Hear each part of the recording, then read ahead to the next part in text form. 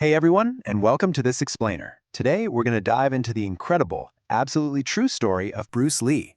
We are tracing his journey from an unlikely street fighter all the way to an immortal global cinematic icon. So let's jump right in.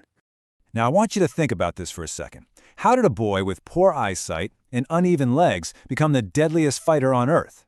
It's a massive question, right? Because to truly understand his legend, we have to look past the movie magic and examine the very real, very physical obstacles he had to conquer right from day one.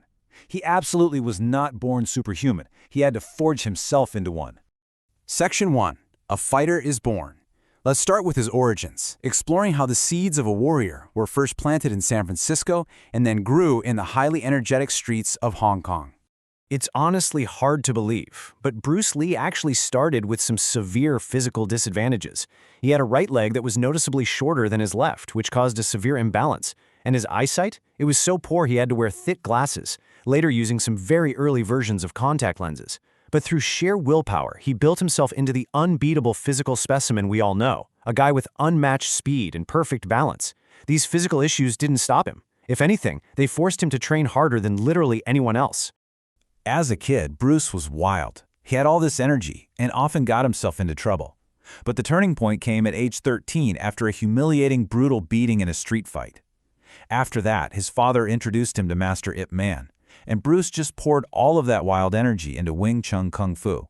His discipline was off the charts. He started practicing 500 punches every single day.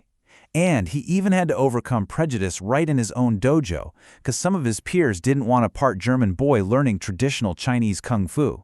But he just ignored the noise and kept punching. Moving to Section 2, The American Struggle. This next chapter kicks off with a forced relocation back to the United States to keep him out of street fight trouble. And it begins a massive fight for survival. You really get a sense of his pure grit when you trace this timeline. In 1959, he arrives in Seattle. He's 18 years old, and he's got a mere $100 in his pocket. No rich family backing him up. He was just washing dishes to survive while living in a tiny room above a restaurant. But pretty soon, he started making waves. He began teaching kung fu to everyone, white, black, and Asian students, which was highly controversial back then in the traditional Chinese martial arts community.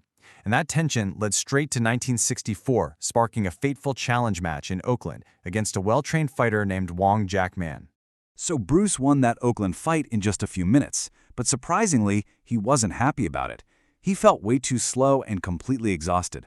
Totally dissatisfied with those rigid traditions, Bruce made a massive decision that would literally revolutionize combat forever.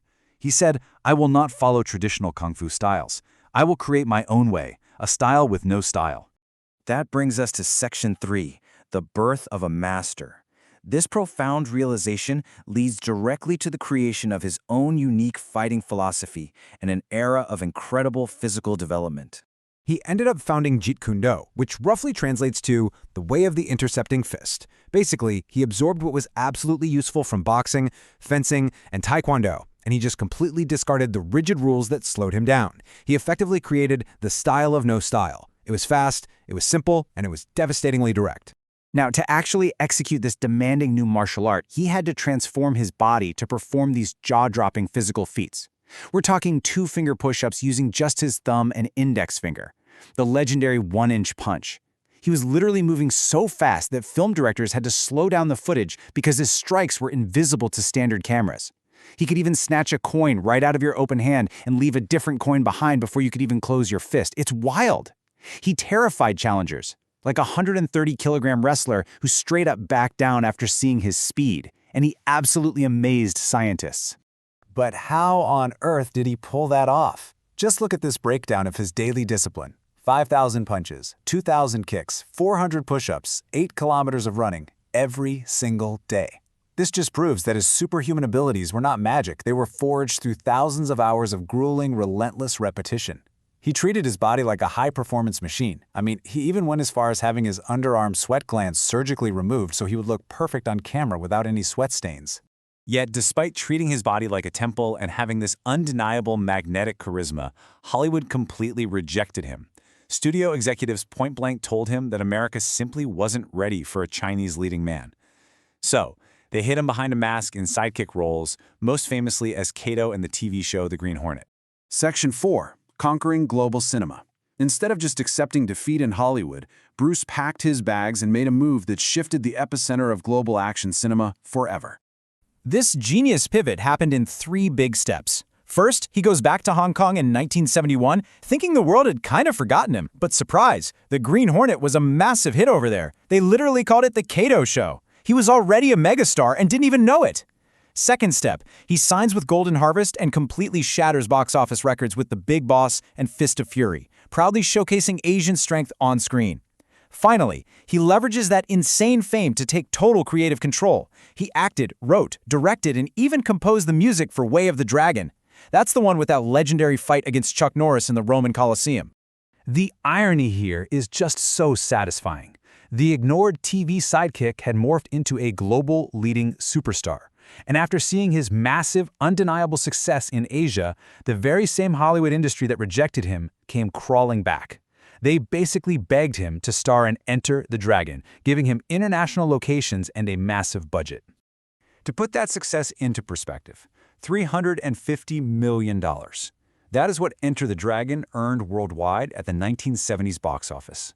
Sadly, it was released just 6 days after Bruce's tragic and sudden death. But the film became a total global phenomenon, cementing his status worldwide and pretty much making martial arts a mainstream interest across the globe. Which brings us to our final section. The legend never dies.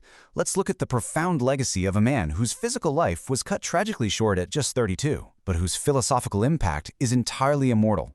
In 1973, while hanging out at a friend's house, Bruce complained of a headache. He took a painkiller, went to sleep, and tragically never woke up. Doctors attributed his sudden death to brain swelling, likely from an allergic reaction to that painkiller. The news left the world in total shock, sparking endless theories and mysteries that people still debate today. But ultimately, it was his brilliant mind and his spiritual teachings, which he left behind in his personal journals and books, that made the most permanent mark on the world. His most famous philosophy is probably this: empty your mind, be formless, shapeless, like water. Be water, my friend. Bruce wasn't just a fighter. He was a deep thinker who read thousands of books on psychology and spirituality. He taught us all to be adaptable. If you put water in a cup, it becomes the cup. He wanted us to be flexible and calm under pressure, smoothly adjusting to whatever obstacles life throws at us. But he also gave us this incredible warning.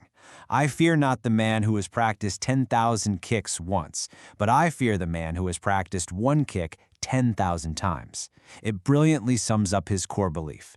Consistency and relentless discipline will always beat raw, unrefined talent. Don't chase 1,000 different shiny objects. Master one thing deeply. You see, Bruce didn't just teach the world how to throw a punch. He gave us a timeless blueprint for how to actually live. Start with what you have, even if that happens to be a short leg and terrible eyesight. Believe in yourself when everyone else doubts you. Use your pain as power. Like when he suffered a severe back injury in 1970 and was stuck in bed for 6 months, he used that time to write down his life philosophies, live with honest purpose, and remain a forever student, learning and growing until the very end. Bruce Lee pushed past literally every physical and societal limit the world threw at him. He punched straight through fear, laziness, and prejudice. So knowing how he transformed profound struggle into an absolute legend, you really have to ask yourself, what limits are you still accepting in your own mind? What is actually holding you back from writing your own epic story? Definitely something to think about. Thank you so much for joining me for this explainer, and I will catch you on the next one.